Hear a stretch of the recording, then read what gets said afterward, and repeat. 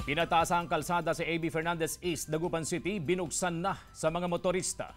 May ulat si Russell Simorio. Natapos na ang curing period, kaya formal nang binuksan sa mga motorista ang 2 lanes ng A.B. Fernandez East, Dagupan City. May taas na mahigit 1 meter ang kalsada, kaya hindi na raw ito babahain. Malaking bagay sa mga pumapasadang tsuper ang pagbubukas ng kalsada dahil hindi na kailangang dumaan sa ibang ruta. Medyo malaking ginawa na kasi may mga nasisiraan dyan sa may yung bukas na area na yan. Tapos lalo na rito pag bumababa. Medyo nahihirapan po kami. Ngayon, nung nabuksan na po itong daan, dire-diretso na. So maginhawa na rin po kami kahit papano.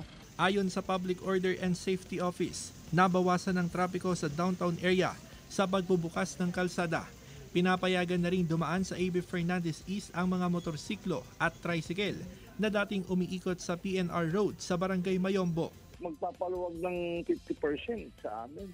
Parang ngayon medyo maluwang. Hindi na umaabot sa may hanggang dito na lang sa may barera dati. Sisimulan na rin ngayong linggo ang road elevation project sa MH Del Pilar habang tinatapos ang drainage rehabilitation sa Arellano Street. Russell Simorio para sa Mornings with GMA Regional TV.